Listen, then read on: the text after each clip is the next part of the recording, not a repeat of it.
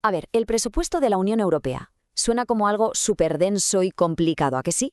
Pues en el fondo no es más que una hucha gigante, un plan financiero compartido para todo el continente. Y hoy vamos a hacer precisamente eso, seguir el rastro de la pasta, para ver de dónde viene y sobre todo a dónde va.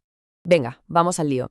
La primera pregunta que hay que hacerse, y que es el centro de un montón de debates, es si este presupuesto de la UE sigue teniendo sentido hoy. ¿Es una cosa del pasado o de verdad es una herramienta útil para los problemas que tenemos ahora mismo?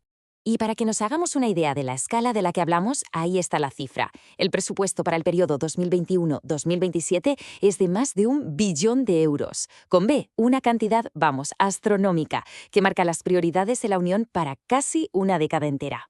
Y aquí, ojo, porque esto es muy interesante. Vemos perfectamente la división de opiniones que hay en Europa. Por un lado, queremos más financiación para la UE, por otro, se está usando bien ese dinero. Y fijaos en el detalle que la línea que separa las dos posturas casi siempre coincide con la de los países que ponen más dinero del que reciben, los famosos contribuyentes netos, y los que reciben más de lo que ponen, los beneficiarios. Bueno, pues la primera parte de este viaje es lógica, entender de dónde sale toda esta cantidad de dinero, cómo se llena esa cartera compartida de más de 1 billón de euros. El nombre oficial de los ingresos de la UE es recursos propios. La idea original, allá en su momento, era que la Unión tuviera sus propias fuentes de financiación, para no depender todo el rato de lo que le daban los países y así pues tener más autonomía. Pero la realidad, hoy por hoy, es otra. Como se ve perfectamente en este gráfico, la gran mayoría de los ingresos, más del 70%, sale directamente de los presupuestos de cada país miembro. Y claro, esto es la antesala de unos debates políticos bastante intensos. Y esto nos lleva de cabeza a uno de los puntos más calientes de todos, la pelea entre los contribuyentes netos y los beneficiarios netos. Hay países que dicen que pagan demasiado y que no es justo, así que piden correcciones, los famosos cheques o devoluciones. Este es el meollo de casi todas las negociaciones del presupuesto, de verdad. Vale, ya sabemos de dónde viene la pasta. Ahora la pregunta del millón, o bueno, del billón. ¿En qué se gasta? ¿Cuáles son las grandes prioridades de la Unión Europea a la hora de invertir? Este gráfico lo deja clarísimo. Las tres partidas más grandes, con muchísima diferencia, son la política de cohesión, todo lo que tiene que ver con recursos naturales y el mercado único. Vamos a ver un poco por encima qué es cada cosa. La partida más grande, la de cohesión, va de solidaridad, básicamente. El objetivo es intentar reducir las diferencias entre las regiones más ricas y las que están un poco peor. ¿Cómo? Pues invirtiendo en cosas como autovías, en reformar centros de ciudades o en formar a la gente joven. La idea es que nadie se quede atrás.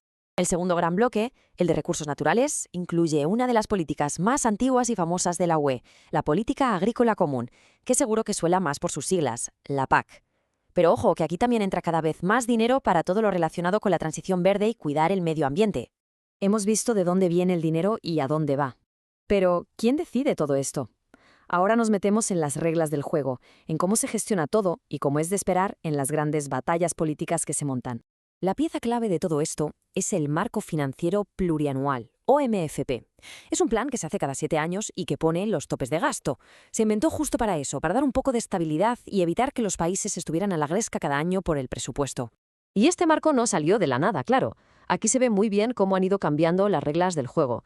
Empezamos con las contribuciones de cada país, luego se crearon los recursos propios y finalmente, en el 88, se introdujo el MFF como una forma de calmar las tensiones políticas, que eran cada vez mayores.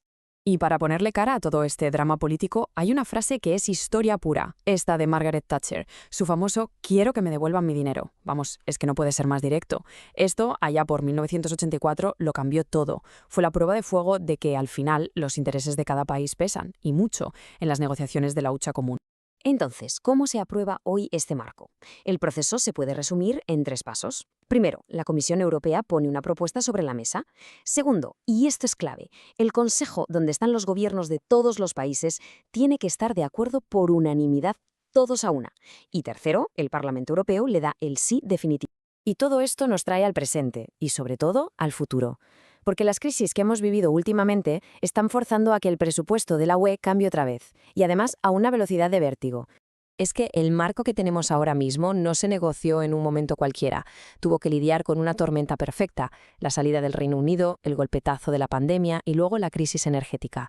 Todo eso junto obligó a un cambio histórico. La respuesta fue el famoso Next Generation EU. un fondo de recuperación temporal gigantesco. Y lo más revolucionario de todo esto es que por primera vez en la historia, la Unión Europea pidió dinero prestado de forma conjunta para financiar un plan de inversiones masivo. Claro, esa deuda hay que devolverla. Y esta necesidad está haciendo que se busquen a toda prisa nuevas fuentes de ingresos que sean 100% europeas. Se está hablando, por ejemplo, de un impuesto al carbono en la frontera o de usar parte de lo que se saca del mercado de emisiones. Esto podría cambiarlo todo, dándole a la Unión una independencia económica real de lo que aportan los países. Así que al final volvemos a la pregunta con la que empezamos. Ahora mismo, con la guerra en Ucrania, la inflación por las nubes, los nuevos desafíos globales, el debate ya no es si el presupuesto tiene que cambiar, sino ¿cuánto? La gran pregunta que nos queda es, ¿basta con unos retoques o estamos en un punto en el que la cartera común de Europa necesita una reinvención total? Empezar de cero.